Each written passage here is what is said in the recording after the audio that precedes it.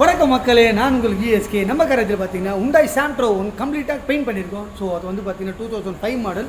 So நீங்கள் அந்த video கிளிப்பை பார்க்குறப்ப தெரியும் அது 2005 மாடலாக. ஸோ லேட்டஸ்ட் வண்டியா அப்படின்னு. ஸோ அந்தளவுக்கு அவுட்லுக் சூப்பராக வந்திருக்கு. ஸோ எக்ஸ்டீரியர் எப்படி இருக்குது அப்படின்னு காட்டுறேன். உங்கள்கிட்டேருந்து எனக்கு ஒரே ஒரு விஷயந்தான், ஒரு சின்ன கொஸ்டின்.